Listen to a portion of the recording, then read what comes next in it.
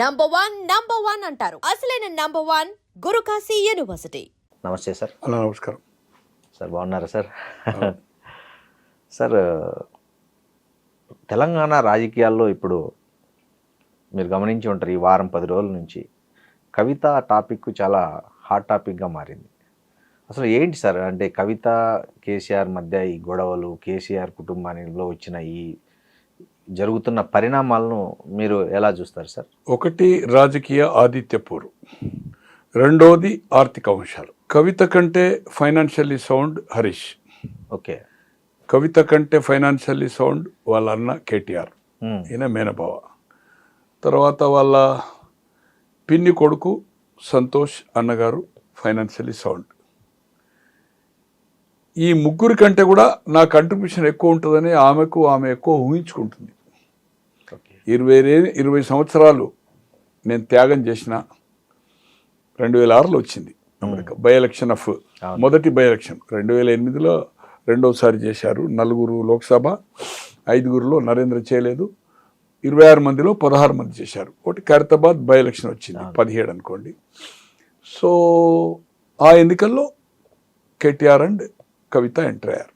అప్పటి వరకు వీళ్ళు ఉద్యమంలో ఎక్కడ లేరు.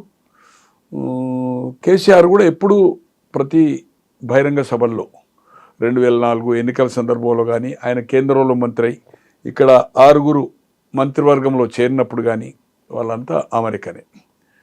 సో ఆ 5 సంవత్సరాలు నేను మియా బీబీ, నా కొడుకు బిడ్డ అమెరికాలో ఉన్నారు.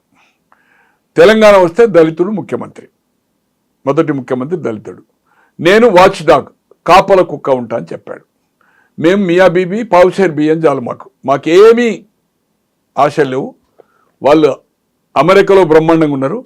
నేను రాజకీయాలు కాదు, నాకు తెలంగాణ రాష్ట్ర సాధనే నాకు ముఖ్యము, రాజకీయ పదవులు వద్దు. 2006లో వాళ్ళు వచ్చారనుకోండి. తో 14లో తెలంగాణ వచ్చింది, పుష్కలంగా డబ్బులు సంపాదించారు. దాంట్లో ఈ ముగ్గురు నాకంటే ఎక్కువ ఉంది. తండ్రి 250 300 ఫామ్, మొత్తం పెద్ద కంపౌండ్, ఏది రెడ్ ఫోర్ట్ లెక్క సరౌండింగ్, బ్రహ్మాండమైన రోడ్లు, బీటీ రోడ్లు, మైల్ స్టోన్లు, కిలోమీటర్ ఎంత ఉంది ఏం సంగతి అనేది, మళ్ళీ కెమెరాలు, ఏది ఎర్రవెల్లిలో. ఆయనే చెప్పాడు ప్రెస్ వాళ్ళని తీసుకెళ్ళి ఒక సందర్భంలో, electronic and print main media, నేను ఎకరానికి 70 లక్షల పంట క్యాష్ కాంపౌండ్ ఇస్తున్నా. తెలంగాణ వచ్చిన తర్వాత ఉమ్మడి జిల్లాలు అనుకోండి, జిల్లాకు 20-30 గ్రామాలను ఈ విధంగానే చేసి కోఆపరేటివ్ సొసైటీ ఫామ్ చేసి బ్యాంక్స్లతో టైఅప్ చేయించి నేను ఎలాగైతే పంట పండిస్తున్నాను 70 లక్షలని చెప్పాడు. ఇంకా ₹1 కోటి వరకు కూడా నేను ప్రయత్నం చేస్తున్నాను చెప్పాడు. అటువంటిది ఏం క్యాప్సికం పండించిండు, ఎన్ని ట్యాక్సీలు కట్టిండు అనేది ముందుస్తాను, వరి వేస్తున్నాడు. సో దాంట్లో కూడా ఆమె వాటా కావాలనే పద్ధతిలో ఉంది. ఎక్కడ కేటీఆర్ కొడుకు మనమడు హిమవంశ్, ఆయన కూడా కోట్లాది రూపాయలు ఎడ్యుకేషన్ ఇన్స్టిట్యూషన్స్కు దానాలు చేస్తున్నాడు. మరి ఈరోజు కవిత గారు ఏదైతుందో బాణం ఎవరి మీద పెట్టింది, హరీష్ రావును సంతోష్ రావు మీద. ఇద్దరు సత్యహరిశ్చంద్రులు. నేను నైజాం కంటే మేము ఎక్కువ ఆస్తులు ఉన్న వాళ్ళము, ధనవంతులము, నైజామే మా దగ్గర పనిచేసిండు అనుకుంటుందో అమ్మారి. మరి ఎక్కడి నుంచి ఈ ఫామ్ హౌజులు కానీ, ఇన్ని కార్లు కానీ, ఇన్ని వేల కోట్ల రూపాయలు ఏదైతుందో నీతి నిజాయితీతోటి అయితేనే పార్టీకి జమ చేసిండ్రు. అయ్యాల భారతదేశంలో ఏ పార్టీకి ఫ్లైట్ లేదు, ఒక ఫ్లైట్. ఏ రాజకీయ పార్టీ ఏదైతుందో ఇంత ఒక ఎమ్మెల్యేకు 10 కోట్లు మొన్నటి ఎన్నికల్లో 10, 15, 20 వరకు ఇచ్చారు. ఇంత ఖర్చు పెట్టిన సంఘటన కూడా మనం చూడలే. దేశమంతా టీఆర్ఎస్ పోయి బీఆర్ఎస్ పెట్టి దేశమంతా విస్తరించి రాబోయే రోజుల్లో దేశ్కి నేత కేసీఆర్ ప్రధాని, రైతు రాజ్యం వస్తుంది, అబ్కా సర్కార్ కిసాన్ సర్కార్ అని చెప్పి ఇవన్నీ చేసి మరి ఎక్కడి నుంచి వచ్చినాయి డబ్బులు వాళ్ళిద్దరి మీద ఈరోజు సంపాదించారు. మా నాయన, నేను, కేటీఆర్, సత్యహరిశ్చంద్రుడు ఒక వార్నింగ్ ఇస్తున్నది. అంటే వార్నింగ్ అంటే హెచ్చరిక చేస్తుంది. హెచ్చరిక అంటే రిక్వెస్ట్గా, జాగ్రత్త రామన్న డాడీకి జాగ్రత్త, మీకు ఏదైతుందో పొంచి ఉన్నది ప్రమాదం అని చెప్పి. మరి ఏం పొంచి ఉందో ఏం సంగతి ఎవరితో పొంచి ఉందండి? హరీష్ రావు, సంతోష్ హరీష్ రావు, సంతోష్. నేను అనుకోను కదా అంటే సంతోష్కు రాజకీయంగా శక్తి లేదు. ఆయన గోళీలు వేసినందుకే ఏదైతుందో దేశమంతా తిరుగుతా ఈ విస్తరించిన నేషనల్ పార్టీ కనుక నాకు టైంకు మందులు ఇచ్చినందుకు రాజ్యసభ చేసినాను ఓపెన్గా చెప్పాడు. చెప్పిండి. అవును. నేను అనుకుంటున్నా 96, 97 నుంచి ట్రాన్స్పోర్ట్ మినిస్టర్ అయ్యేప్పటి నుంచి నేను హరీష్ పేరింటున్నా. మెట్టుగూడలో నేను కూడా ఆర్టీ చైర్మన్ అని అదే ఇంట్లో ఉన్నాను, ట్రాన్స్పోర్ట్ మినిస్టర్గా ఆయన ఇంటున్నాడు. తో అప్పటి నుంచి ఆయనే 24 గంటలు సేవ చేస్తున్నాడు. వీళ్ళు చదువు సంస్కారంలో ఉన్నారు. తర్వాత అమెరికా పోయింది అనుకోండి.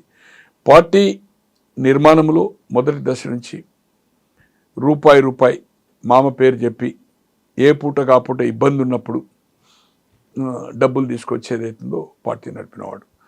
ఆమె అన్న ప్రకారం ఏదైతుందో నాకు తెలిసినంత వరకు నాకు వాళ్ళ వైఫ్ ఏదైతుందో ఆయన పాలమ్ముకున్నాడు హాస్టల్లో అని నేను అనుకోను కదా. అంటే గండిపేటలో మా మేనకోడలు వాళ్ళది కూడా ఈ గిరావులు అన్నాయి, ఆవులు గిట్ట. ఈమె కూడా నేను అనుకుంటున్నా ఒక జస్ట్ 100-150 లీటర్లు చిన్న డైరీ పెట్టేది. దాంట్లో గిరావులు కూడా ఉండే. గిరావులు అంటే దేశీ. నేను వాళ్ళ దగ్గర కూడా వాళ్ళ హరీష్ మామగారు నాకు మంచి మిత్రుడు హనుమంతరావు గారు అని స్టేట్ బ్యాంక్ ఎంప్లాయీగా ఉండే, రిటైర్ అయ్యాడు. డైలీ కలుస్తూ ఉంటాం మేము. నాకు ఆల్మోస్ట్ 67 నుంచి మిత్రుడు అతను. బ్యాంక్లో అప్పుడు ఆయన డిగ్రీ ఫైనల్ అనుకుంటా, నేను పీయూసీలో ఉంటాయి కరీంనగర్లో. మంచిర్యాలలో పనిచేశాడు, కరీంనగర్లో పనిచేశాడు. ఇప్పుడు హైదరాబాద్లో కూడా రెగ్యులర్ కలుస్తాము. ఎక్కడ కలుస్తాం అనేది సందర్భం అవసరం లేదు. నేను కూడా ఒక 10 kg 2 సార్లు నెయ్యి నా మిత్రునికి అమెరికా పంపించడానికి కోసము 3500 కిలో నెయ్యి 40 లీటర్స్ తోడేస్తే ఆ పెరుగుతోటి ఏదైతుందో 1 లీటర్ గిర్రే నెయ్యి వస్తుంది. వాళ్ళు 110, 120కి అవుతుందో బ్రాండ్గా లిమిటెడ్. అంటే వాళ్ళకు కొందరేమో తీసుకెళ్లేవాళ్ళు, కొందరికేమో వీళ్ళు ఇచ్చేవాళ్ళు ట్రాన్స్పోర్ట్ ఏదో సంథింగ్. తో మరి హాస్టళ్లకు పెట్టేంత పెద్ద డైరీ పెట్టలే. దాంట్లో వాటి పేడ వస్తుంది కదా, పెండ అది తీసుకొని మాది మా కోడలు వాళ్ళ అక్కడ ఫామ్ ఉంది, ఒక 10 ఎకరాలు. దానికోసం అక్కడ పొలం ఉంది. వాళ్ళది మేము పర్చేజ్ చేసి ట్యాంకులో ఏదైతుందో పెండేసి నీళ్ళేసి దాంట్లో వేసి ఏదైతుందో వచ్చి పైపు ఈ పొలానికి పెట్టేవాళ్ళం. మరి పాలమ్మినట్టుగానైతే నేను పాలమ్మారు, డైరీ పెట్టారు, డైరీ తీసేశారు, చిన్నగా పెట్టారు. ఆమె పిల్లలు పెద్దోళ్ళు అయ్యారు, ఒక కొడుకో బిడ్డ హరీష్ రావు. తో ఆటోమేటిక్గా ఆమెకు ఒక యాక్టివిటీకి పెట్టుకుంది అనుకుంటా. నేను అనుకోను కదా అంటే హాస్టళ్లకు సప్లై చేసేంత డైరీ అయితే పెట్టలే. రైట్, ఆయన డైరీ పెట్టిండు, పాలమ్మిండు. నువ్వేం చేసినావు? నాయి బ్రహ్మణులు ఏదైతుందో నడిపేది సెలూన్ షాపులు నడిపినావు కదా, జెంట్స్ మెల్లి. దాంట్లో ఎవరెవరు పొత్తున్నారు, వాళ్ళకి ఏమి సున్నం పెట్టినావు అనేది మాకు తెలుసు. మరి అవి పోయి ఈరోజు ఏదైతుందో దాదాపు ఒక 400 కోట్ల రూపాయల భవనము ఎక్కడి నుంచి వచ్చింది నీకు? ఏం వ్యాపారాలు చేసినావు? ఒక ఫార్మా కంపెనీ పెట్టినావు మెదక్లో. ఎందుకు పెట్టినావు? ఆన్సలరీ ఐటీ కోసం. అన్నీ అల్లిబిల్లి కంపెనీలే. దాంట్లో అల్లిబిల్లి కంపెనీలో ఈరోజు ఏదైతే ఆరోపణలు చేస్తున్నారో అంటే రేవంత్ రెడ్డి గారు కవితను బ్యాక్ చేస్తుండే. అదే మొన్న ఒకటి బయటపడింది కదా సార్, ఇద్దరు కలిసి ఒకటి 2010లో కంపెనీ స్టార్ట్ చేశారు. సుజన్ రెడ్డి కూడా దాంట్లో వన్ ఆఫ్ ద పార్ట్నర్ అని. సుజన్ రెడ్డి అని జయపాల్ రెడ్డి గారు, వీరి మామ పద్మారెడ్డి గారు, తర్వాత సుజన్ రెడ్డి ఫాదర్, ముగ్గురు అన్నదమ్ములు జయపాల్ రెడ్డి గారు. సుజన్ రెడ్డి ఏదైతుందో మొన్నటి వరకు టీఆర్ఎస్తో కలిసి ఈవెన్ ఇంక్లూడింగ్ ఆఫ్ అతన్ని ఎందుకు ట్రాప్ కాలేదు, ఎందుకు అది చేయలేదు. ఈవెన్ ఢిల్లీ లిక్కర్ వ్యాపారంలో కూడా సుజన్ రెడ్డి ఉన్నాడు. అనూస్ వాళ్ళ ఒక సన్ ఉన్నాడు కదా, వాళ్ళ సిస్టర్ని ఏదైతుందో, ఆ కుర్రోని సిస్టర్ని ఏదైతుందో రాజశేఖర రెడ్డి ఒక తమ్ముని కొడుకు చేసుకున్నాడు మ్యారేజ్.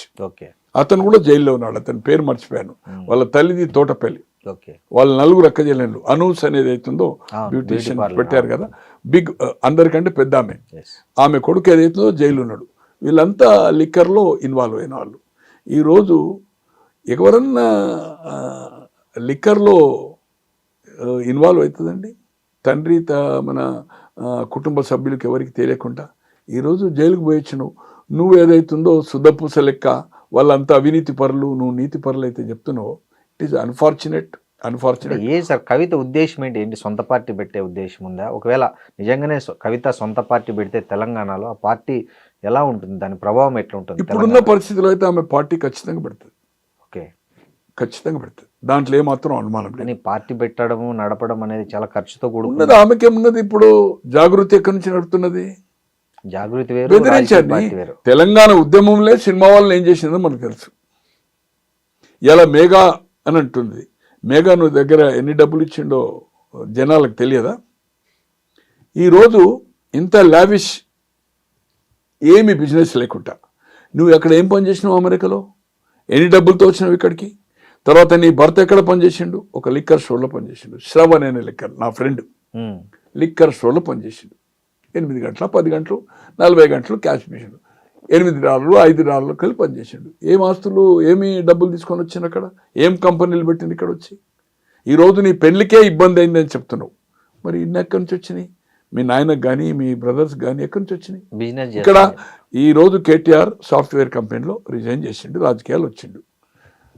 మన ఇదేంది సర్వీస్ అపార్ట్మెంట్స్ నడిపిండు కదా. ఇన్ని వేల కోట్ల ఆస్తున్న వాళ్ళు సర్వీస్ అపార్ట్మెంట్స్ ఎట్లా నడిపోయిన మీరు? అంటే ఇదే ఒక బిల్డింగ్ తీసుకొని ఒక 5-6 బెడ్రూమ్లు తీసుకొని అక్కడనే కిచెన్ పెట్టి జస్ట్ లైక్ సర్వీస్ అపార్ట్మెంట్. ఇదే 3 రోజులు 4 రోజులకి అవుతుందో ఈ సాఫ్ట్వేర్ కంపెనీ వచ్చిన వాళ్ళకి అవుతుందో they will pick up the car and అక్కడనే వాళ్ళకి ఫుడ్ బ్రేక్ఫాస్ట్ అది చేసి ప్యాకేజ్ రూమ్స్ అవుతుంది. నెంబర్ ఆఫ్ కొన్ని వేలు ఉన్నాయి. తను కూడా నడిపాడు కదా. సో ఏది ఏమైనా ఈరోజు ఎంత అవినీతి జరిగిందనేది మనం కళ్ళారా చూస్తున్నాం. గొర్రెల స్కామ్ కానీ, ఈ స్కామ్ కానీ, మీ తండ్రి గతంలో ఉన్నప్పుడు కానీ సహారా కానీ ఈఎస్ఐ కానీ ఏం బెనిఫిట్ చేసినది సిబిఐ వైండప్ చేసింది అనుకోండి. ఎందుకంటే మీరు 14 నుంచి 22 వరకు అన్ని కాంట్రవర్సీ ఇష్యూలో యూ సపోర్టెడ్ బీజేపీ. నోట్ల రద్దు కానీ, తలాక్ కానీ, ప్రెసిడెంట్ ఆఫ్ ఇండియా కానీ, వైస్ ప్రెసిడెంట్ కానీ, చైర్మన్ ఆఫ్ కానీ, ఈవెన్ అగ్రికల్చర్ బిల్లు కూడా, కాంట్రవర్సీ బిల్లు కూడా మీరంతా ఇక్కడ రస్తా రోకో చేసి మంత్రిగా మీ అన్న కేటీఆర్ కానీ ఇక్కడ గుద్దూరు ఇది మున్సిపల్ ఎలక్షన్ నడుస్తుంది, GHMC election 4 years Lal Bahadur స్టేడియంలో పెట్టి చూడండి, గుద్దూరు గుత్త ఒక 10 లక్షల మీటింగ్ పెడతా బీజేపీ సంగతి చూసుకుంటా అన్నాడు. అటువంటిది పోయి మళ్ళీ ఇమ్మీడియట్ విత్-ఇన్ 3 daysలో పోయి అగ్రికల్చర్ బిల్కి సపోర్ట్ చేసిండు. ఏది ఏమైనా కవిత గారు ఏదైతుందో నీతి పర్రాలు కాదు. ఈరోజు ఏదైతుందో 24 గంటలు వాళ్ళు కన్న కొడుకు కంటే పనివాని కంటే ఎక్కువ కూడా ఇద్దరు సంతోష్ కానీ నాకు వాళ్ళని సపోర్ట్ చేయవలసిన అవసరం లేదు, వీళ్ళని ఏదో వ్యతిరేకించవలసిన అవసరం లేదు, నాకు ఎవరితో సంబంధం లేదు. అందరితోటి నమస్తే నమస్తే, అందరితోటి మిత్రుత్వం, అందరితోటి నాకు శత్రుత్వం. వాస్తవం మాట్లాడడంలో ఎక్కడికి వెనుకంజి వేసేది లేదు. ఖచ్చితంగా వాళ్ళు సేవ చేశారు, సేవ ప్రకారమే ఎమ్మెల్యే కాకముందు మంత్రి పదవి ఇచ్చింది కదా 2004. రాజశేఖర రెడ్డి తర్వాతనే ఆయన రాజీనామా చేసింది, లోక్సభ కేంద్ర మంత్రి అయిన తర్వాత అసెంబ్లీ సీట్ ఇచ్చింది కదా. మీకు ఇంతవరకు ఎందుకు ఇవ్వలేదు సీటు? మీకు కానీ తర్వాత మీ అన్నకు కానీ ఎందుకు సిద్దిపేట వదిలిపెట్టలేదు? సిద్దిపేట ఆయన 85 నుంచి గెలుస్తూ వచ్చిండు కదా, 83లో ఓడిపోయాడు, 85 నుంచి కంటిన్యూ గెలుస్తూ వచ్చింది కదా, 2004 వరకు కంటిన్యూ ఎవ్రీ ఎలక్షన్ గెలిచాడు కదా. కేసీఆర్ ఉద్దేశం తనకు నిజమైన రాజకీయ వారసుడు హరీష్ రావు అని. కానీ విధి లేని పరిస్థితిలో రాజకీయాలు ఇంట్రెస్ట్ లేకున్నా తెలంగాణ ఉద్యమాన్ని మొదలుపెట్టినప్పుడు ఎందుకు పని లేకని అన్నారు. దీక్ష పట్టినప్పుడు ఏదైతే మీరు అందరు కలిసి మా నాయనని చంపుతారని చెప్పారు 2009 డిసెంబర్. ఇవన్నీ జరిగినాయి. ఇవన్నీ చాలా విషయాలు మనం చెప్పాలంటే 24 hours మాట్లాడవచ్చు. ఏది ఏమైనా ఏదైతుందో హరీష్ రావు ఏదైతుందో డెఫినెట్లీ. సార్, ఈ కవిత పెట్టే పార్టీ నిజంగా ప్రభావం చూపిస్తుందంటారా ఎన్నికల్లో? అంటే సార్ ఏమనుకోకండి, ఇక్కడ దేవేంద్ర గౌడ్ ఒక పార్టీ పెట్టాడు, నరేంద్ర పెట్టాడు, వైండప్ కదా, మన విజయశాంతి పెట్టాది.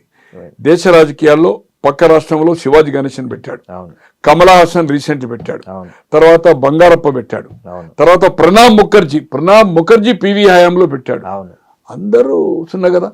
మర్రి చెన్నారెడ్డి గారు తెలంగాణ ఉద్యమంలో దేశమంతా ఇందిరాగాంధీ గాలివిస్తే ఇక్కడ అప్పుడు 14 సీట్లే, 77లో 15 అయినాయి, 2009లో 17 అయినాయి, 14 తెలంగాణలో. అసెంబ్లీ తక్కువ, పార్లమెంట్ తక్కువ. 10 గెలిచి 78లో ఆయన నాయకత్వంలో కేంద్రంలో జనతా పార్టీ, రాష్ట్రంలో వెంగళరావు గారు chief minister, all India Congress president Brahmananda Reddy, ఇక్కడ విజయభాస్కర్ రెడ్డి కాంగ్రెస్ ప్రెసిడెంట్. జనవరి 1కి స్థాపించి జనవరి 1 78, ఫిబ్రవరి 25 ఎలక్షన్లో 175 సీట్లు ఆయన నాయకత్వంలో వచ్చినాయి చెన్నారెడ్డి గారు. అటువంటిది 84లో ఆయన ఒక నేషనల్ డెమోక్రటిక్ ఒక పార్టీ పెట్టాడు, లిబర్టీ దగ్గర ఆఫీస్ పెట్టి. ఎన్టీ రామారావు గారి ఎలయన్స్లో 84 డిసెంబర్లో జరిగిన ఎన్నికల్లో కరీంనగర్ నుంచి పోటీ చేస్తే జె చొక్కారావు గారి మీద 78లో ఆయన ఓడిపోయిందంటే రాజకీయాల కనుమరుగైపోయాడు జనతా పార్టీలో. మళ్ళీ 84లో రాజకీయాల్లో డైరెక్ట్గా ఎంపీ టికెట్ వచ్చింది ఆయనకు. అతని మీద 75,000 మరి చెన్నారెడ్డి గారు ఓడిపోయారు. ఇట్లా కోకోలలో చెప్పాలంటే పెట్టారు, చాలా పార్టీలు పెట్టారు. అందరూ ఫినిష్ అప్పే కదా. అవును, నాందేళ్ల భాస్కరరావు కూడా పెట్టాడు కదా పార్టీ. పెట్టారు. ఆయన కూడా స్వయంగా ఓడిపోయింది కదా ముఖ్యమంత్రిగా, అంటే మాజీ ముఖ్యమంత్రిగా ఈయనే మలక్పేట చేసి ఓడిపోయాడు కదా. అవును. ఒక్క సీట్ రాలే కదా. రాలేదు. తో అందుకోసం ఏదైతుందో కవిత శూన్యము, కేసీఆర్ కూతురుగా తప్పితే అమెరికా గణేష్ ఏం లేదు.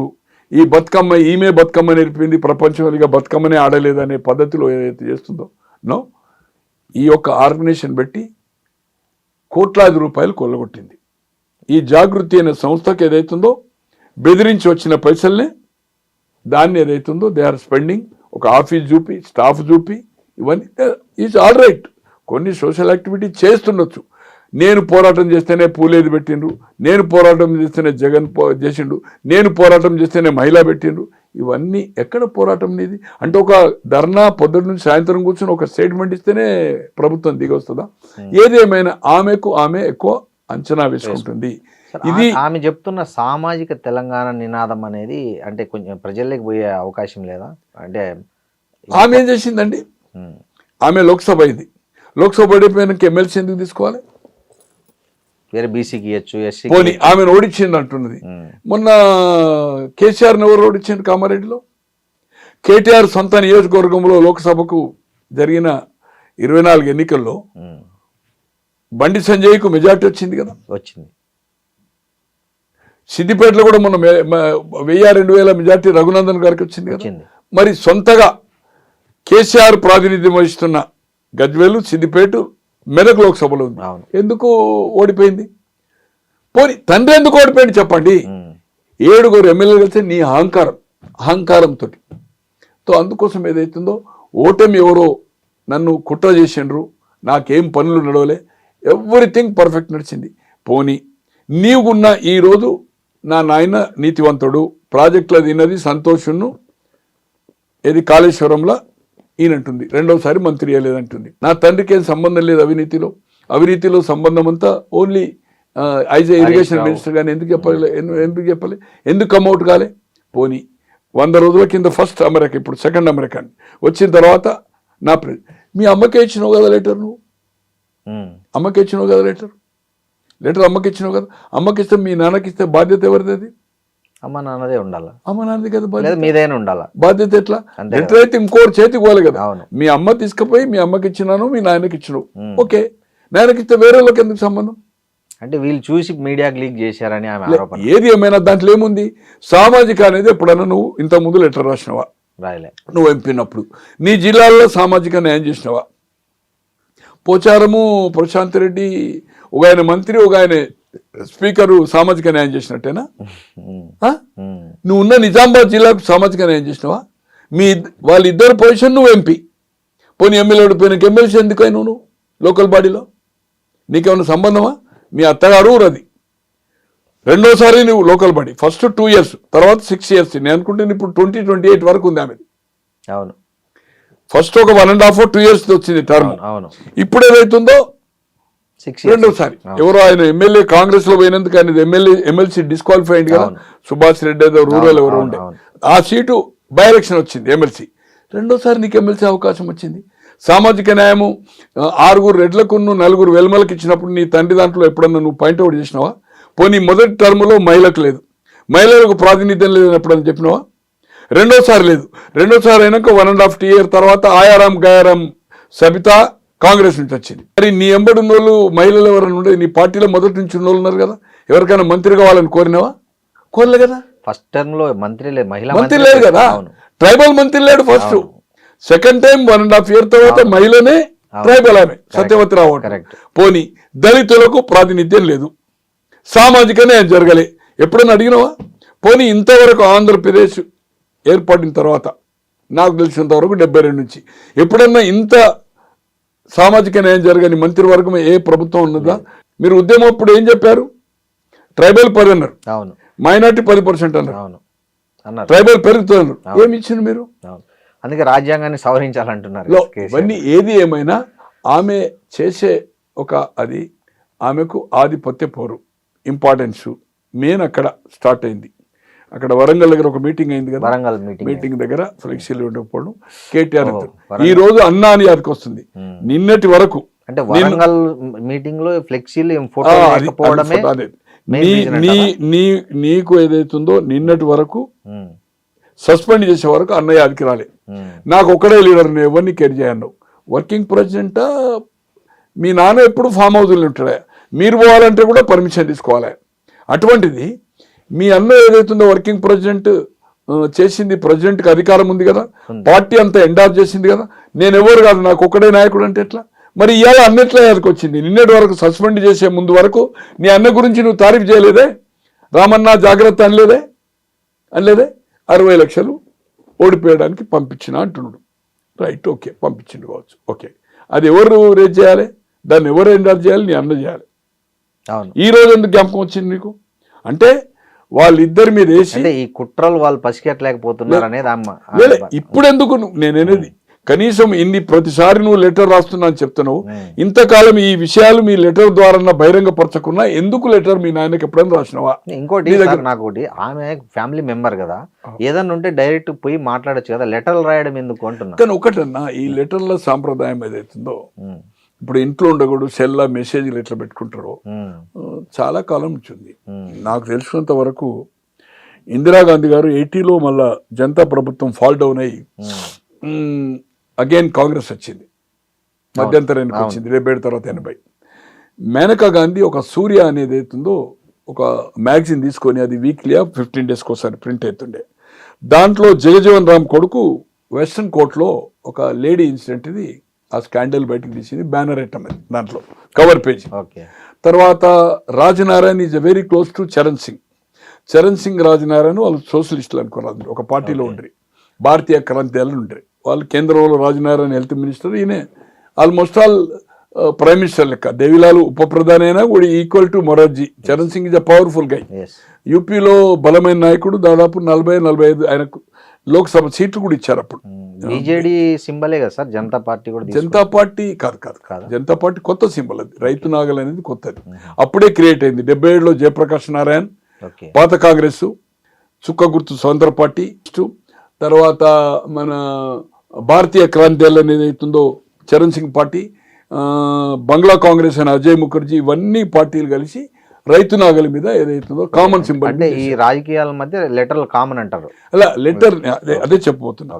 మేనకా గాంధీకి ఆమె ఆఫ్టర్ రిగైన్ ద పవర్ అయిన తర్వాత నీ కంట్రిబ్యూషన్ సంజయ్ గాంధీ పోరాటంలో కానీ ఈ యొక్క మళ్ళీ ప్రభుత్వం జనతా ఫాల్ డౌన్ అయి రావడంలో నీ పాత్ర ఉందనేది లెటర్ రాసింది. ఆ లెటర్ మాకు 82లో మేము సంజయ్ పంచిపెట్టిన తర్వాత ఒక సందర్భంలో ఆమె చూపెట్టారు ఇట్లా. అంటే ఇందిరాగాంధీ ఇంట్లో ఉండి కూడా లెటర్ రాసి. ఇంకోటి సార్, ఇది నేను అనుకుంటున్న పూర్వకాలం నుంచి ఉన్నది. ఈమెకు లెటర్ రాసి కొన్ని ఎక్స్ప్రెషన్ డైరెక్ట్ చేయలేరు. ఇప్పుడేమో మెసేజ్లు పెడుతున్నాం ఏది ఫోన్లలో. అప్పుడు ఆమె లెటర్ రాసింది. నేను అనుకుంటున్నా సాంప్రదాయం ఉందేమో. ఇదే లెటర్లు ఇవన్నీ ఎందుకు స్పందించలేదని అడుగుతున్నా.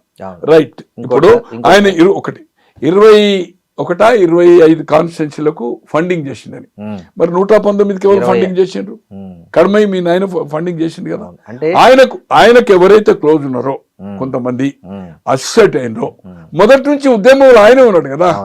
ఎమ్మెల్యే టికెట్లప్పుడు కూడా ఆయన రోల్ ఉంది కదా. ఒక 1 మినిట్ 2004 రోల్ ఉంది కదా. ఉద్యమంలో రోల్ ఉంది, టికెట్ల రోల్ ఉంది. ఎవరైతే ఆయనతో అసెట్ అయ్యి కంపల్సరీ. ఇప్పుడు ఎగ్జాంపుల్ హరీష్ రావు దగ్గరికి వెళ్ళి కేటీఆర్ దగ్గరికి పోయింది అనుకోండి. ఒక సందర్భంలో ఇద్దరు మంత్రులుగా ఉన్నప్పుడు 2014 ఇట్లా హరీష్ అన్నను కూడా కలిసి వాళ్ళకు అభిప్రాయ భేదం ఉందనేది ఎవరికి ఐడియా లేకుండా ఎమ్మెల్యే, ఇంక్లూడింగ్ గంగుల కమలాకర్ అటువంటి తర్వాత మంత్రి అయ్యాడు. ఏంది హరీష్ రావు దగ్గర పోతే ఇంకేది మీరు పోయింది కదా, పని అయిపోయింది కదా, నా దగ్గరికి ఎందుకు వచ్చింది అనేవాడు. వాళ్ళిద్దరికి ఒక ఉండే తర్వాత అండర్స్టాండింగ్ వచ్చింది అనుకోండి. ఏది ఏమైనా డిఫరెన్స్ ఒపీనియన్ నాకెందుకు నాయకత్వం రాదనేది హరీష్కు ఉండడం. వీళ్ళంతా ఏదైతుందో అసలు ఉద్యమమే వద్దన్న వాళ్ళు, దీక్ష ఏదైతుందో అనవసరంగా ఏదైతుందో మా నాన్నని చంపుతారన్న వాళ్ళు, అటువంటిప్పుడు ఆయనకు అధికారం వచ్చిన తర్వాత నేను కష్టపడ్డా నాకు రావాలి అవకాశం. కేసీఆర్ ఉన్నంతసేపు కేసీఆర్ పోయిన తర్వాత రావాలని ఉండొచ్చు, తప్పేం లేదు కదా. ఆమన్నది కూడా అదే. అంటే ఆయన రేపు అటు ఇటు అయితే మెజారిటీ నాకు 26 మంది ఉంటారనే ఉద్దేశంతోనే ఆయన ఫండింగ్ ఒకటి చేశాడు చెప్పనా అనేది అండి? కవిత ఆరోపణ. కేసీఆర్ ఆమె ఒపీనియన్ ఉండొచ్చు. కేసీఆర్ ఉన్నంత వరకు మీ తండ్రి మీద మేమే తండ్రి కంటే ఎక్కువ కంట్రిబ్యూషన్, మేము లేకపోతే మా నాయన లేడు, మా నాయన కంటే తెలివివంతులము మీ అన్న మీరు అనుకుంటున్నాము. హరీష్ రావు ఒకటి చెప్పగలుగుతాను నేను, అంటే నాకు అతనితో ఎక్కడ మేము కూర్చుని మాట్లాడిన ఇన్సిడెంట్ లేదు. ఒకేసారి ఆయన మంత్రిగా ఉండగా ఒక మిత్రుని ఇంట్లో ఒక దాదాపు 3 గంటలు కూర్చున్నాము. రాజశేఖర రెడ్డి గారిని ఒప్పించండి, తెలంగాణ మజాకా తెలంగాణ ఒప్పించడం అని చెప్పాను. తర్వాత కేటీఆర్ కూడా 2006లో ఆయన రాజీనామా చేసిన తర్వాత ఉప ఎన్నిక అదే వాళ్ళ ఇంట్లో హరి మహేందర్ అని మెడికల్ కాలేజ్లో డైరెక్టర్, ఎక్కడ కరీంనగర్ చెలమేడ ఆనందరావు దాంట్లో, ఇప్పుడు సిద్దిపేటలో కూడా పెట్టారు. వాళ్ళకి చాలా దగ్గర, వాళ్ళు యూఎస్లో ఉండొచ్చారు, నాకు రిలేటివ్స్. కేటీఆర్ని మేము కూడా బై ఎలక్షన్స్ కంటే ముందు 3 hours కూర్చున్నాం. అన్న మీరు ఏదైతుందో మమ్మల్ని వ్యతిరేకించద్దు, వ్యతిరేకం మాట్లాడదని కేటీఆర్ కూడా 3 hours. అట్లా ఆయన మంత్రిగా 3 hours హరీష్. తప్పితే ఎప్పుడు మేము కూర్చున్నది లేదు, ఎప్పుడు కూర్చుని తిన్నది 1 minute కంప్లీట్గా, ఎప్పుడు కూర్చున్నది లేదు, ఎప్పుడు కూర్చున్నది.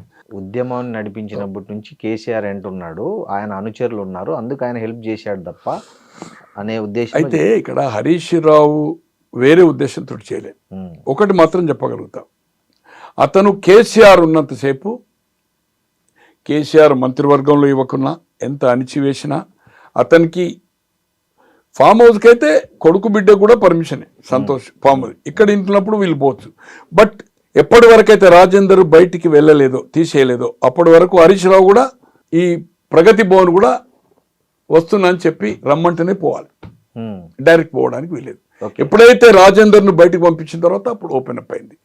తను నేను అనుకుంటా కేసీఆర్ ఉన్నంతసేపు ఎప్పుడు ఆయన ఏది చెప్పినా ఆయన మాట జవదాటాడు. ఎందుకంటే ఆయన పెట్టిన రాజకీయ భిక్ష నాకు ఎమ్మెల్యే కాకముందు నెంబర్ ఆఫ్ టైమ్స్ ఓపెన్గా చెప్పాడు, మంత్రి పదవి ఇచ్చాడు, తర్వాత ఎమ్మెల్యే అయినా ఆయన సీట్ ఇచ్చాడు, నన్ను కన్న కొడుకు లెక్క చూసుకున్నాడు. అతనికి వెన్నుపోటు అనే క్వశ్చన్ లేదు. కేటీఆర్ కూడా కొంత సందర్భంలో ఆయన చెప్పిన తర్వాత ఆయన అగ్రి అని చెప్పాడు. కేటీఆర్ కూడా రేపు రాబోయే రోజుల్లో ముఖ్యమంత్రి అవుతాడా, కాడా, లేకపోతే ఉద్యమం నడుతాడా, కలిసి తీసుకుపోయినంతసేపే అతని చిన్న చూపు, అతని గురించి ఎల్ ట్రీట్మెంట్ చేసినప్పుడు ఏమైనా డిఫరెన్స్ ఒపీనియన్ రావచ్చు, కానీ లేకపోతే కేటీఆర్ నాయకత్వాన్ని నిర్బంధంగా ఓపెన్గా ఖచ్చితంగా ఎండార్ చేసిండు. తండ్రి కేసీఆర్ చేసిండు కనుక నేను కూడా అతన్ని జవదాటనని చెప్తున్నాడు. అతను కలిపి తీసుకుపోయినప్పుడు డిఫర్ అవుతాడు. ఇప్పుడు తండ్రి అన్న తమ్ములు, తండ్రి కొడుకులు, తండ్రి బిడ్డలు, దేశంలో తండ్రిని కొడుకు నరుకుతాడు, కొడుకుని తండ్రి నరుకుతున్నాడు. ఇప్పుడు చూస్తున్నాం మనం, ఔరంగజేబు చూసినాం కదా ఎటువంటిది, తండ్రిని జైలు వేసి రాజు తీసుకెళ్ళను. ఇవాళ మన కుటుంబ సభ్యులైన నెహ్రూ కుటుంబ సభ్యులు డిఫరెన్స్ ఒపీనియన్ వచ్చింది వాళ్ళ శిష్యులతో. అలాగే ఏదైతుందో Arun Nehru de facto prime minister Rajiv Gandhi Bofors ఇష్యూలో ఆయన వీపీ సింగ్ తోటి ఆయన బయటకు వచ్చింది కదా. ఇట్లా నెంబర్ ఆఫ్ ఇష్యూస్ ఉన్నాయి. తో అన్నదమ్ములు, తండ్రి కొడుకులు డిఫరెంట్ పార్టీలో, భార్యాభర్తలు డిఫరెంట్ పార్టీలో ఉన్నారు. ఇది సహజమే, ఇది దేవతల కాలం నుంచి వస్తుంది, దీంట్లో తప్పేం కాదు. నేను అనుకుంటున్నా హరీష్ రావు గారు ఏదైతుందో వెన్నుపోటు పడతాడు, జాగ్రత్త, మీ ఇద్దరు ఏదైతుందో అనుకున్నది తప్పు. సంతోష్కి ఆ కెపాసిటీ లేదు, ఫీల్డ్ లేదు ఆయనకు. ఈ విల్ బి ఓన్లీ అతని టేక్ కేర్ చేసింది తప్పితే అతను పొలిటికల్ పర్సన్ కాదు, ఒక వార్డు మెంబర్ కూడా ఎన్నికేంత కెపాసిటీ ఉన్నోడు కాదు అతను. సరే, ఒకటి హరీష్ రావు మీతో అప్పుడు 3 hours మీటింగ్ అయ్యి రాజశేఖర రెడ్డిని ఒప్పించమని అడిగారు, తెలంగాణకు అనుకూలంగా మంత్రి హోదాలో ఉన్నప్పుడు అన్నారు కదా. అదే దాన్ని కవిత మొన్న ప్రెస్ మీట్లో మాట అన్నారు, హరీష్ రావు పార్టీని తీసుకెళ్లి రాజశేఖర రెడ్డి కాంగ్రెస్ లో కలిపేద్దామని కూడా కుట్ర చేశాడు అని. నేను చెప్పనా అండి? చెప్పండి. అది మొన్న చెప్పాడు. అతను యాక్చువల్గా బై ఎలక్షన్లో 8 సీట్లే గెలిచాయి, 16 రాజీనామా చేశారు. ఖైరతాబాద్ 17 పోటీ చేస్తే 4 లోక్సభ. రవీంద్రనాయక్ ఓడిపోయి దయాకర్రావు గెలిచాడు. అక్కడ మత్స్వన్ రెడ్డి ఓడిపోయి ఇంద్రకాంత్ రెడ్డి గెలిచాడు. పోటాపోటీగా కేసీఆర్ రెండోసారి 15,000 తోటి, మొదటిసారి 1,00,000 రెడ్డి ఏది 2006లో 2008లో. తర్వాత ఇంకొక సీటు ఎవరిది, వినోద్ హన్మకొండ, అప్పుడు అది జనరలే ఉండే. ఇద్దరు గెలిచారు. గెలిచిన తర్వాత ఇతను ఫ్లోర్ లీడర్ అడిగాడు పోయి, ఎవరు? హరీష్ రావు. పోతే లేదు నేను ఇవ్వను అని చెప్పాడు. అదే నందిని ఇప్పుడు బసవ తారకం దగ్గర ఉండే కదా. ఇమ్మీడియట్ ఏదైతుందో అడిగి వచ్చినాక కొంచెం ఇద్దరి మధ్యలో కొంచెం ఆర్గ్యుమెంట్ నడిచింది. ఏది అప్పటి వరకు విజయరామారావు ఉండే 26 మందికి మంత్రివర్గం అయిన 26 అంటే 10 డిఫర్ అయినా 16కు లీడర్. ఏది మన టిఆర్ఎస్ లెజిస్లేటివ్ పార్టీకి లీడర్. అడిగితే నో అన్నాడు. నో అన్నాక ఆయనకు ఒక పని ఏదో ఆయన కాన్స్టిట్యున్సీలో ఇంపార్టెంట్ ఉంటుంది, సమ్ కాలేజ్, హాస్పిటల్, డాక్టర్స్ ఏదో. ఇమ్మీడియట్ సెక్రటరేట్ వచ్చాడు. రవిచంద్ర అని ఇప్పుడు మీకు చెప్పారు కదా, అతను అక్కడ ఉన్నాడు. అనుకోకుంటే బూకేలు రోజు ఇస్తారు కదా, ఓ బూకే చేతికి ఇచ్చాడు. బై ఎలక్షన్ లో ఆయన ఎన్నికయ్యాడు. రిజైన్ చేసిన తర్వాత ఎన్నికయ్యాడు. ఎన్నికైన తర్వాత ఏదైతుందో లీడర్ అడిగాడు. ఇప్పుడు 2008లో, 2006లో కాదు, 2008లో, 2006లో కాదు, 6లో కేసీఆర్ ఒక్కడే చేసిండు. 2008లో 16 మంది ఎమ్మెల్యేలు, 4 లోక్సభ చేశారు. అప్పుడు 2010లో చేశారు మళ్ళీ 10 మంది ఎమ్మెల్యేలు, ఏది టీడీపీతో అలయన్స్ అయిన తర్వాత. ఆ పరిస్థితిలో ఏదైతుందో ఆ బూకే రవిచంద్ర గారు ఆయన చేతికి ఇచ్చాడు. ఇస్తే పోయేది ఏదైతుందో అది ఫోటోగ్రాఫ్ అయిపోయింది, అది పత్రికల్లో వచ్చేది. అంటే ఒకడు ఉప ఎన్నికలో గెలిచిన అతను ముఖ్యమంత్రికి తీసుకుపోయి బూకే ఎందుకు ఇస్తాడని, ఇది 100% కరెక్ట్. దీంట్లో ఏమాత్రం అబద్ధం లేదు. మీరు కావాలంటే రవిచంద్ర గారితో ఇంటర్వ్యూ తీసుకోండి అబౌట్ దిస్. ఆయన ఇంటర్వ్యూ చేయడం అనుకోండి. కాన్స్టిట్యున్సీ పని మీద వచ్చాడు. ఆయనే మాజీ మంత్రిగా ఉండి కూడా నెంబర్ ఆఫ్ టైమ్స్ ముఖ్యమంత్రి గారిని, రామచంద్రరావు గారిని నెంబర్ ఆఫ్ టైమ్స్, నేను అనుకుంటే 3-4 డజన్ టైంలో కలిసాడు. నేను అప్పుడు కలిసాడు, 2 సార్లు కనిపించాడు సెక్రటరియట్ లో. ఆయనే సార్ ముఖ్యమంత్రి అనేవాడు కాంగ్రెస్ పార్టీ కాదు, అందరికీ ఎనీబడి కన్. ఇప్పుడు ఆ సంస్కృతి వచ్చింది, టీఆర్ఎస్ వచ్చిన తర్వాత. టీఆర్ఎస్ రాకముందు ఆ సంస్కృతి లేదు. ఎమ్మెల్యేస్ 3 to 4 అంటే anybody can come direct MLAs, నియోజకవర్గం పని. ఆ రోజు ఆ ఇమ్మీడియట్ కేసీఆర్ ఇంటి నుంచి సెక్రటరియట్ వచ్చాడు. ఈ బూకే రవిచంద్ర గారు ఇచ్చాడు తప్పితే అతను ఏదైతుందో కాదు. ఎప్పుడు కానీ is a loyal to the, నాకు తెలిసినంత వరకు ఆయన క్యారెక్టర్ మామకు లాయల్. కేటీఆర్కా, కవితకా, వాళ్ళ అత్తమ్మకా సంబంధం లేదు, వాళ్ళ కుటుంబ సంబంధం. బట్ కేసీఆర్ ఉన్నంత వరకు ఏదైతుందో, కేసీఆర్ ఏ మాట చెప్తే ఆ మాట జవదాటడు. రామునికి లక్ష్మణుడు అన్నట్టుగా ఏదైతుందో ఖచ్చితంగా నెంబర్ ఆఫ్ టైమ్స్ ఎన్నిసార్లు చెప్పాలి అతను, ఎన్నిసార్లు చెప్పాలి. డబ్బులు డెఫినెట్గా సంపాదించుకున్నాడు. వీళ్ళందరినీ కొంటాడు సంతోష్, కవితను, హరీష్ రావును. కేటీఆర్ ఏం తక్కువేం కాదు. ఈరోజు ఓపెన్గా నా ఫోన్లో బంధించున్నాయి వీళ్ళ ఫామ్ హౌజులు. ఇలా హిమవంశిది 100 acres అజీజ్ నగర్లో, 100 acres ఫామ్, 1 కోటి చొప్పున 6 కోట్లు పోతుంది. ఎస్వి ప్రసాద్ అని చీఫ్ సెక్రటరీ ఉండగా వాళ్ళ బంధువు. దాని పక్కకే మన ఈయనది ఉంది, ఎవరిది, మన 60 ఎకరాలు సంతోష్. ఈరోజు సంతోష్, నేను అక్కడ పోయాను, ఒక వాచ్మెన్ ఉంటే ఎవరిదంటే ఇది కవితదని చెప్పారు. అట్లే ఇప్పుడు బొమ్మరాజ్పేట లియోన పక్కకు 21 acres 2018 అది ట్యాంపరింగ్ రికార్డు కొన్నాడు. అక్కడ ఉండే వాచ్మెన్ ఇది కవిత అని చెప్పాడు. కవిత భర్తతో ఒక సందర్భంలో నేను కూర్చున్నాను ఆ ల్యాండ్ ఇష్యూలో. కూర్చుంటే ఇది మాది కాదు అని అక్కడ ఉన్నోడు చెప్పాడు. ఈ అజీజ్ నగర్ ఇది మాది కాదు, ఇప్పుడే మీకు చూపెడతాను ఆయన మెసేజ్ కూడా, అది ఓపెన్ కాకపోతే.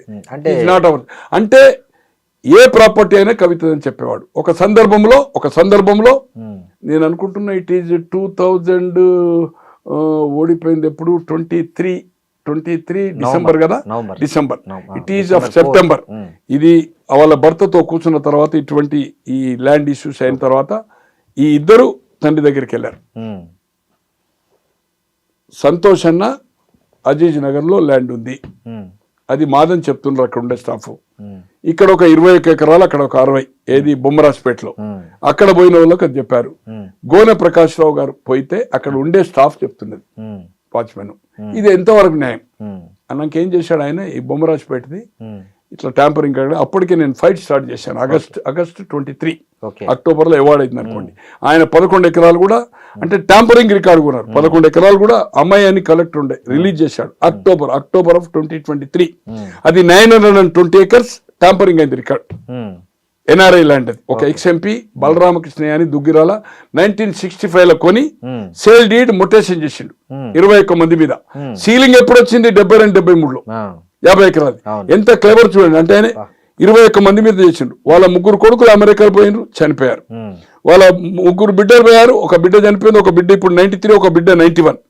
అతను 81లో చనిపోతే ఆయన ఎంబడున్న వాళ్ళంతా ట్యాంపరింగ్ చేశారు రికార్డు. అది 2016 నుంచి మా ఒక మిత్రుడు కొడుకు ఆదిత్య యాదవ్ అని వాళ్ళు ఒక 13 మంది అగ్రిమెంట్ చేసుకుంటే అది ఇప్పుడు అయింది, సాల్వ్ అయింది. It is going to the registration కూడా అవుతుంది. బొమ్మరాజ్పేట్ 920 acres మొత్తం ట్యాంపరింగ్ చేశారు. కొంతమంది దాంట్లో రామయ్య అని, కిషోర్ అని, లక్ష్మారెడ్డి అని ట్యాంపరింగ్. అంటే గోనె ప్రకాష్ రావు అమెరికాలో ఉన్నాడు. ఉమ్. ఇక్కడ జీపీ మిమ్మల్ని ఏదైతుందో లేదు జీపీ కాదు, వినండి మీరు జీపీలు గీపీలు అంటే ఏదైతే ఎక్కడికో పోతాం మనం, మెంటల్ కేసు నాకు అర్థమైందా. ఇక్కడ శ్రీనివాసం తీసుకొచ్చి ప్రకాష్ రావుగా ఎండార్ చేసి సంతకం పెట్టారు, రామయ్య అంటోళ్ళు కిషోర్ అంటోళ్ళు ఫోటోలు పెట్టి. అంటే ట్యాంపరింగ్ కింద క్రిమినల్ ప్రొసీడింగ్స్ అవుతుంది. ఇప్పుడు అన్ని పోలీస్ స్టేషన్ కంప్లైంట్ ఇచ్చాం, they are going to the arrest and 9/20 release అవుతుంది. అప్పుడు ఇతను రెవెన్యూ రికార్డు తెప్పించుకున్నాడు, ఇంటెలిజెన్స్ కూడా అడిగిండు కేసీఆర్, అడిగి తెప్పించుకుంటే అది ట్యాంపరింగ్ రికార్డు. ఆయనకున్న ప్రాపర్టీ ఆయన చెప్పుకోవచ్చు కదా. దాంట్లో కూడా వాళ్ళకి ఏదైతుందని మా పేరు ఎక్కడ చూసినాక ఆయన కొంటున్నాడో అది ఇది కవిత నుంచి అక్కడ ఉండే వాచ్మెన్లే చెప్తున్నాడు. ఇవన్నీ కూడా అది చెప్పకపోవచ్చు కారణాలు. ఇది వాళ్ళ భర్తతో నేను కూర్చున్నప్పుడు ఇది కన్వర్జేషన్, నాకు వాళ్ళని కలిసిందనేది నాకు తెలిసిన సమాచారం. ఎలక్షన్ అయిన తర్వాత అక్కడ ఉండే అధికారి నా ఒక మిత్రునికి చెప్పాడు, ఇట్లా కేసీఆర్ వార్న్ చేశాడు, ఈ ల్యాండ్లో ఎవరు మీరు రెవెన్యూ ఆఫీసర్స్కి చెప్పొద్దు, ఇట్ ఈజ్ టోటల్లీ మీరు చూశారు కదా, నేను కూడా చూశాను, ఇది ట్యాంపరింగ్ రికార్డు, దీంట్లో మనము ఇంటర్ఫేర్ కావద్దు అంటే మల్లారెడ్డి గారు మంత్రి గారు చెప్పినా ఆ లాంగ్వేజ్ చెప్పలే అనుకోండి, అండ్ సంతోష్ అయినా ఎవరైనా not to interfere, not to pressurise అధికారుల మీద చేయొద్దని చెప్పిండు. అందుకోసం ఏదైతుందో ఏది ఏమైనా ఆమె కంటే ఎక్కువ సంతోష్ దగ్గర ఉండొచ్చు, ఆమె కంటే ఎక్కువ హరీష్ ఉండదు, వాళ్ళు ఫీల్డ్లో ఉన్నారు. ఈమె ఆర్గనైజేషన్ ఈమె కొంత ఈమె వీళ్ళందరికంటే కూడా ఓవర్ అంబిషియస్, దాంట్లో అనుమానం లేదు. జరా ఏమైందంటే అగ్రెసివ్, సినిమాలో ఏం చేసింది, బెదిరించింది, ఇవన్నీ మనం చూసాం, ఉద్యమ కాలంలో ఏం చేసింది అనేది. ఏది ఏమైనా కవితతో పార్టీ పెట్టినా కవిత ఎన్ని స్టేట్మెంట్ ఒక 4-5 రోజులు 5-10 రోజులు వస్తుంది, తర్వాత పరిస్థితి అట్లుండేది.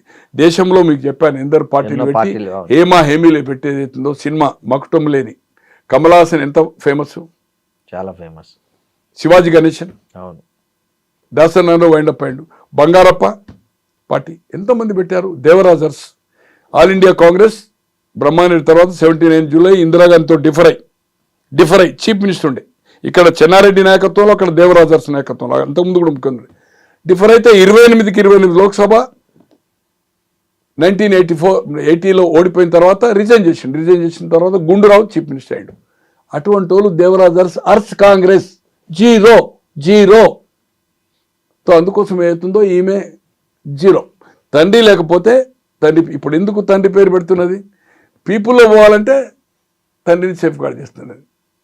ఓకే, కేసీఆర్ జాగ్రత్త, మా కేసీఆర్ నాయకుడు, కేసీఆర్ బొమ్మ పెట్టుకుంటే ఎవరు అడుగుతారు, నొబ్బడి విల్ బిలీవ్ కాదు సార్. కవిత వెనక రేవంత్ రెడ్డి ఉన్నాడు అనేది బీఆర్ఎస్ నేతల నుంచి వస్తున్న ప్రధాన ఆరోపణ, ఇది ఎంతవరకు నిజమంటారు? అంటే రేవంత్ రెడ్డికి కవితను అడ్డం పెట్టుకునే అవసరం లేదు. దీన్నేదో వీళ్ళ దాంట్లో చీలిక తెస్తే కాంగ్రెస్కి లాభం జరుగుతుందని ఆయన అనుకోడు. ఆయన ఉద్దేశంలో టీఆర్ఎస్ అనేది పార్టీ ఖతము, రేపు రాబోయే రోజుల్లో బీజేపీ అండ్ కాంగ్రెస్కి అనేది ఆయన అసెస్మెంట్ ఉంటుంది. తో వీళ్ళు అనడంలో ఏదైతుందో మీరు అన్నట్టుగా 2010లో ఒక ఫర్మ్లో అల్లిబిల్లి కంపెనీలో ఒక 30 పెట్టారు, ఒకటే ఇల్లు అడ్రస్ 28-30 పెట్టారు. ఆ 30లో ఇదొక కంపెనీ, దాంట్లో 3 డైరెక్టర్లు, ఆ 3 ఏదైతుందో సిగ్నటరీస్. అప్పుడు అతను ఎమ్మెల్సీకి ఎన్నికాడు, అంతకుముందు టీఆర్ఎస్ ఉన్నాడు. అతను సుజన్ అంటే ఒక ప్రేమ, వాళ్ళ చిన్న మామ కొడుకు, ఇద్దరికి క్లోజ్నెస్, బాగా సంతకం పెట్టిండు. కొన్ని రోజుల తర్వాత 6 నెలల సంవత్సరం తర్వాత అప్పుడు ఆయన 2009లో మళ్ళీ ఎమ్మెల్యే అయ్యాడు. ఇది జరిగింది ఎమ్మెల్యే అయిన తర్వాత, 2007నే ఎమ్మెల్సీ అయ్యాడు. ఎమ్మెల్సీ కంటే ముందు దాంట్లోకి లెఫ్ట్. ఏది ఏమైనా కవితతో ఏమి ఎఫెక్ట్ బీఆర్ఎస్కు ఉండదు. ఈరోజు ప్రమాదం పొంచి ఉంది ఈ రాష్ట్రంలో. బీజేపీ లోక్సభలో 8 సీట్లు వచ్చినాయి, ఓటింగ్ పర్సంటేజ్ పెరిగింది. రేపు దీని మీద కాన్సన్ట్రేషన్ బీజేపీ చేయబోతున్నది. ఎందుకంటే కేసీఆర్ ఉన్నప్పుడు కూడా దేశ రాజకీయాల్లో అక్కడ స్టాలిన్కి ఇచ్చాడు, కుమారస్వామికి ఇచ్చాడు, జార్ఖండ్లో ఇచ్చాడు, అఖిలేష్కి ఇచ్చే ప్రయత్నం చేశాడు, దేశమంతా అడ్వర్టైజ్మెంట్లు ఇచ్చాడు, నేషనల్ పార్టీ అన్నాడు. తో ఇక్కడ ఈరోజు పొటెన్షియల్ స్టేట్ ఫైనాన్షియల్గా ఫార్మా కంపెనీలు గిట్ట దీన్ని కైవసం చేసుకోవాలని బీజేపీ స్ట్రాంగ్గా ఉంది. రేపు ఆల్టర్నేటివ్ ఏదైతుందో బీజేపీ స్ట్రాంగ్ కావడానికి ప్రయత్నం చేస్తుంది కనుక బీఆర్ఎస్ అనేది ఏదైతుందో ఆయన దృష్టిలో, రేవంత్ రెడ్డి గారి దృష్టిలో కౌంట్ చేయడం లేదు. నేను అనుకోను కదా, అంటే జనాలు కానీ మీడియా కానీ కొంతమంది నాయకులు ఈమె డ్యామేజ్ చేస్తుందని 0. ఆమె 1-2 సీట్లకు రేపు ఏదైతుందో ఆమె సర్వే కోసము ఈ రోజు ఆమె స్వార్థం కోసం లోక్సభ ఎట్లా తీసుకున్నదో, ఓడిపోయిన తర్వాత ఎమ్మెల్సీ 2 సార్లు, ఒకసారి 2 ఏళ్ల టర్మ్, ఇప్పుడు 6 ఏళ్ల టర్మ్ ఎలా తీసుకుందో స్వార్థ ప్రయోజనాల కోసం రేపు మీ అందరినీ బలి చేస్తుంది. నేను జాగృతి కార్యకర్తలు కానీ దాంట్లో చేరే నాయకులు కానీ చేతులు జోడించి చెప్తున్నా, నాకేమీ అభ్యంతరం లేదు, ఆమె మీద నాకేమీ మిత్రుత్వం లేదు, శత్రుత్వం లేదు. కానీ ఆమె మాట్లాడే మాటలు ఏదైతుందో స్వార్థ ప్రయోజనాలకు, ఆమెకు రాజకీయ ఆకాంక్ష కోసమే దీంట్లో వచ్చింది. తండ్రికి సాయం చేయడానికి వస్తే ఆమె ఎంపీ ఎందుకు చేసింది? చేయొచ్చు కదా. నెహ్రూ క్యాబినెట్లో ఇందిరాగాంధీ మన మంత్రి లేదు కదా, ఇందిరాగాంధీ క్యాబినెట్లో రాజీవ్ గాంధీ గారు లేరు కదా, మన్మోహన్ సింగ్ గారి కాన్స్టిట్యున్సీలో మన ప్రైమ్ మినిస్టర్లో రాహుల్ గాంధీ గారు మంత్రి కాలే కదా. రేపు 3 సార్లు అవకాశం వచ్చిన సోనియా గాంధీ గారు 91, 2004, 2009 ప్రధాని కాలే కదా. రాహుల్ గాంధీ గారికి 2004, 2009 వచ్చిన ప్రధాని కాలే కదా. కమాన్, నువ్వు తండ్రి సహాయానికి వచ్చినాను, తండ్రి కోసం అది చేసినాను, నువ్వు ఎంపీ ఎందుకు తీసుకున్నావు? అంతకుముందు ఆమె హుజూర్ నగర్ పోయి 2009లో టికెట్ అడిగింది. ఆమెను కన్విన్స్ చేసి ఇద్దరైతే బాగుండదని ఈయనను సిరిసిల్ల పంపి ఈమెను కాము చేశారు. 2014లో లోక్సభ అడిగింది. ఆమె నిజంగానే చిత్తశుద్ధి ఉంటే రాజకీయ పార్టీ పెట్టద్దు, స్వచ్ఛంద సంస్థగానే జాగృతిగానే. ఈరోజు ఏమన్నది జైలుకేళ్ళు వచ్చినాక, నేను దేశమంతా తిరుగుతా, జాగృతిని ఎంటైర్ కంట్రీ, భారతీయ జాగృతి అని ఏమైనా దాన్ని కూడా ఆల్ ఇండియా ఎట్లయితే బీఆర్ఎస్ చేసిందో, కమాన్ దేశమంతా తిరుగు, స్వచ్ఛంద సంస్థ లెక్క పనిచేయి, ప్రజల కోసం పోరాడు, సామాజిక న్యాయం చేయి, సామాజిక న్యాయం కోసం మహిళా బిల్ కోసం చేయి. తో ఇంత ఆకాంక్ష ఉన్నది, మరి ప్రజలు గమనించాలి. నేను ప్రజల కోసం, ప్రజా సమస్యల కోసం, పోరాటం కోసమే, నా తండ్రికి సాయం చేయడానికి వచ్చిన, నేను ఏదైతుందో స్వచ్ఛంద సంస్థ లెక్క ఏదైతుందో, సన్యాసులు లెక్క ఏదైతుందో, సర్వోదయ నాయకులు లెక్క ఉంటా అనేది ఇదంతా ఉనకదంపుడు ఉపన్యాసం. సార్, కాళేశ్వరంలో అవినీతి జరిగిందని కాంగ్రెస్ పార్టీ మొదటి నుంచి ఆరోపిస్తుంది. ప్రతిపక్షంలో దానికి సంబంధించి చాలా రచ్చ చేసింది. స్వయంగా రాహుల్ గాంధీ ఎన్నికల ప్రచారం అప్పుడు వచ్చి దాన్ని ఏటీఎం మార్కేసి కాళేశ్వరం మీద పెద్ద ఇది చేశారు, ఎగ్జిబిషన్ కూడా చేశారు దాని మీద. తీరా ఇప్పుడు అధికారంలోకి వచ్చింది, దాని మీద ప్రూఫ్స్ ఉన్నాయని రేవంత్ రెడ్డి మొదటి నుంచి చెప్తూ వచ్చాడు. తర్వాత ఘోష్ కమిటీ రిపోర్ట్ ఇచ్చింది. ఇన్ని ఉండగా ఆ కేసును రీసెంట్గా సిబిఐకి అప్పగించడంని ఎలా చూడాలి మనం? ఈరోజు ఇది ఒకటే కాదు, ఈ రేస్ కార్ ఏదైతుందో క్లారిటీ ఉంది. సుప్రీంకోర్టు కూడా అతనికి ముందస్తు ఏది నాట్ టు అరెస్ట్ అనే దాంట్లో సహకరించాల. గొర్రెల స్కామ్, టెలిఫోన్ ట్యాపింగ్, ఈ 3 కూడా ఇంకా కేసులున్నాయి. మరి దేంట్లో చివరి దశకు వచ్చినాయి, గొర్రెలది క్లారిటీ వచ్చింది. ఈ కార్ రేస్ ఏదైతుందో క్లారిటీగా ఓరల్ ఇన్స్ట్రక్షన్ మీదనే డబ్బులు పోయినాయి, ఆ డబ్బులు అక్కడనే ఉన్నాయి, ఇక్కడ రాలే. అటువంటిది అరెస్ట్ చేసే అవకాశం ఉన్నా ఎందుకు చేయడం లేదు? ఇంత కమిటీ రిపోర్ట్ ఇచ్చి దీన్ని పెద్ద హైలైట్ చేసి ఆ ప్రాజెక్టు దగ్గరికి ఎన్నికల సందర్భంలో రాహుల్ గాంధీ పోయి ప్రధానమంత్రి కూడా ఏటీఎం అని చెప్పి మరి ఎందుకు చేయలేదు? ఇది అయితే కాంగ్రెస్కు లాభించే పని కాదు. ఫోన్ ట్యాపింగు ఎక్కడున్నా సప్త సముద్రాల బయట ఉన్నా కూడా గుంజుకొచ్చి వేసేస్తాం ప్రభాకర్ అని చెప్పింది. ఏది అక్కడ ఎవరైతే ఇప్పుడు సిట్ వేశారో అది ఇదే డిఎస్పి, ఇక్కడ ఏసీపీ అంటారు. అవును, ఐపీఎస్ కన్ఫామ్ కూడా కాదు, కన్ఫామ్ అయితే డీసీపీ అంటారు, డిప్యూటీ కమిషనర్ పోలీస్ అంటారు. ఏసీపీ ఒక ఎస్ఐ. నేను కూడా పోయాను, నేను పోయినాడే ప్రభాకర్ రెగ్యులర్ అవుతున్నటువంటి ప్రభాకర్ గారు, నేను కూడా నాది కూడా ఫోన్ ట్యాపింగ్ అయింది.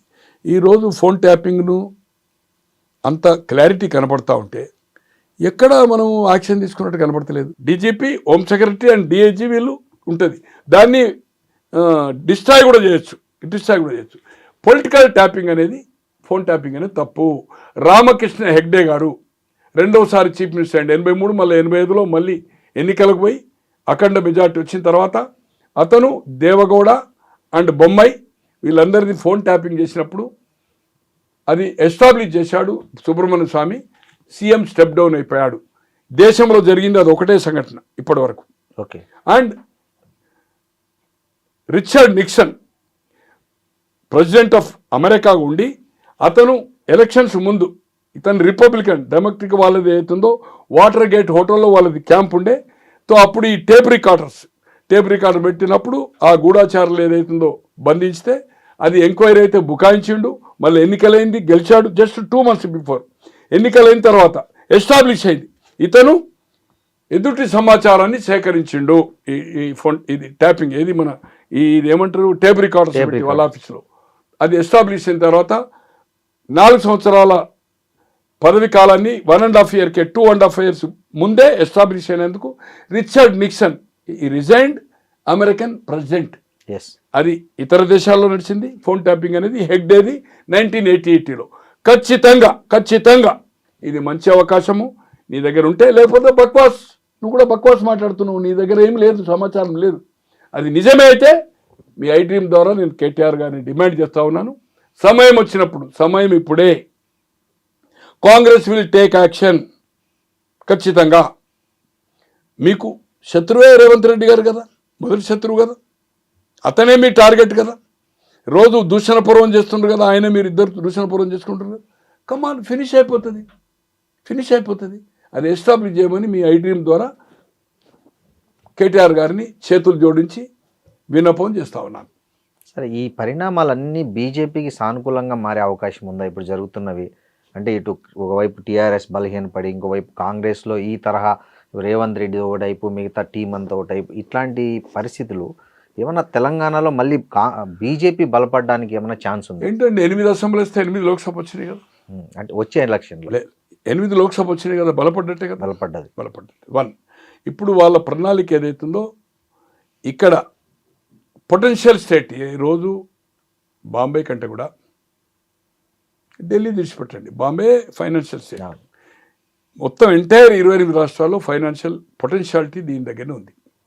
కేసీఆర్ ఏ విధంగా డిస్ట్రిబ్యూట్ చేశాడు ఎన్నికల్లో, జాతీయ పార్టీగా విస్తరించడానికి ఎన్ని 100 కోట్లు ఖర్చు పెట్టిండు, ఆఫీసు తర్వాత అడ్వర్టైజ్మెంట్ చూశారు. ఇప్పుడు కూడా ఏఐసిసి వాళ్ళకుండే సమాచారం ప్రకారము దే ఆర్ బాగా తెలంగాణ నుంచి 50% ఫైనాన్షియలీ స్ట్రెంత్ ఏదైతుందో దీనివల్ల వచ్చింది అనేది ఉంది. ఈ రాష్ట్రాన్ని కొట్టాలనేది వాళ్ళకు ఉంది. కర్ణాటక అయితే 100% నెగటివ్ డెఫినెట్ వస్తుంది. తమిళనాడు కూడా స్టాలిన్కు వ్యతిరేకత ఉంది. జస్ట్ 4-5 monthsలో ఎలక్షన్ ఉంది. నేను అనుకుంటున్నా బీజేపీ అండ్ అన్నా డిఎంకే 23-18 41 వచ్చాది, 43-44 స్టాలిన్ గవర్నమెంట్ ఫామ్ చేశాడు. ఇప్పుడు 2 అలయన్స్ అయింది. విజయన్ పార్టీ పెట్టాడు. మైనార్టీ అండ్ క్రిస్టియన్స్ ఆయనకు పోయినప్పుడు డిఎంకే ఫ్రంట్కి ఏదైతుందో కాంగ్రెస్ ఉంది, దాంట్లో లెఫ్ట్ ఉంది, మైనస్ అయినప్పుడు ఏదైతుందో అక్కడ కూడా బోటాబోటీగా సింగిల్ లార్జెస్ట్ వస్తే అన్నా డిఎంకే అండ్ బీజేపీ ఫామ్ చేయొచ్చు, హంగ్ వచ్చినా కూడా విజయన్ కలవచ్చు. బట్ సింగిల్ లార్జెస్ట్ వాళ్ళకు వచ్చే అవకాశం ఉంది. మెరుగైన ఫలితాలు తమిళనాడులో. కర్ణాటకలో ఎప్పుడు ఎన్నిక వచ్చినా ఖచ్చితంగా బీజేపీ. ఇక్కడ ఏదైతుందో బీజేపీ ఇప్పుడు అంత లేదు. బట్ బీఆర్ఎస్ డైల్యూట్ అయినప్పుడు ఖచ్చితంగా బీజేపీ ఆల్టర్నేటివ్. ఇంకోటి, ఇది కంప్లీట్ అయినప్పుడు 55 సంవత్సరాలు కాంగ్రెస్ పరిపాలించింది స్వాతంత్రం వచ్చిన తర్వాత, 10 సంవత్సరాలు బీఆర్ఎస్ అయింది. మాకు ఒక అవకాశం ఇచ్చిండు, ఇక్కడ 2 ప్రాంతీయ పార్టీలకు ఇచ్చిండు, కాంగ్రెస్కి ఇచ్చిండు. కానీ సామాజిక న్యాయం ఏ పార్టీలో జరగలే. సామాజిక న్యాయం చేస్తాం, ఇగో టికెట్లు ఇచ్చాము. అక్కడ బీసీ ప్రధాని మోర్ దాన్ 50%, వాజ్పేయి గవర్నమెంట్లో కానీ, జనతాలో కానీ, కాంగ్రెస్లో కానీ, దేవగౌడ కానీ, వీపీ సింగ్ ఏ క్యాబినెట్లో సామాజిక న్యాయం జరగలే. మోడీ గారి క్యాబినెట్లో 14 నుంచి ఇప్పటి వరకు ఏదైతుందో more than 50% SC, BC, ST, minority ఉన్నారు. సామాజిక న్యాయం కేంద్రంలో చేసినాము అని స్లోగన్ ఇస్తే బీజేపీ మే పవర్లోకి వచ్చే అవకాశం ఉంది. పవర్ అని కాదు, బట్ ఫైట్ ఇచ్చే అవకాశం ఉంటుంది. సంస్థాగతంగా కూడా నాకుండే సమాచారము టేకింగ్ ద వెరీ ఇంట్రెస్ట్, ఇక్కడ మంచి అవకాశం ఉంది.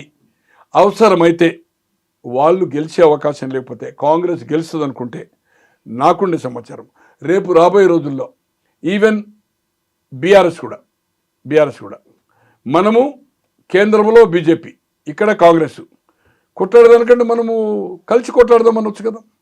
కేసులు అజిత్ పవార్ మీద కేసు ఉంటే ఇప్పుడు ఆ ప్రభుత్వం లేడా? ఉన్నాడా లేదా? ఉన్నాడు.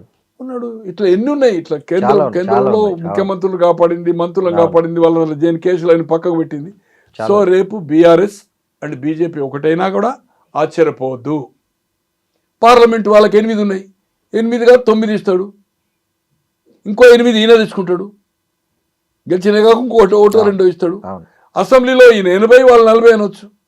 Power sharing. ఈయన 3 ఏళ్ళు ముఖ్యమంత్రి, 2 ఏళ్ళు. ఈయన కేసీఆర్ గారు 2009లో సిపిఎం సమైక్యమన్న సిపిఎంతో కానీ కాంగ్రెస్కి వ్యతిరేకంగా 2009లో రెండోసారి మళ్ళీ కాంగ్రెస్ వచ్చి రాజశేఖర రెడ్డి గారు తర్వాత చనిపోయాడు. అవును. బట్ ఎన్నికల రిజల్ట్ కంటే ముందే హర్యానా పోయాడు. హర్యానా పోయి ఎన్డీఏ డయాస్ మీద అడ్రస్ చేశాడు. కరెక్ట్. రాబోయేది ఎన్డీఏ ప్రభుత్వం అన్నాడు. అవును.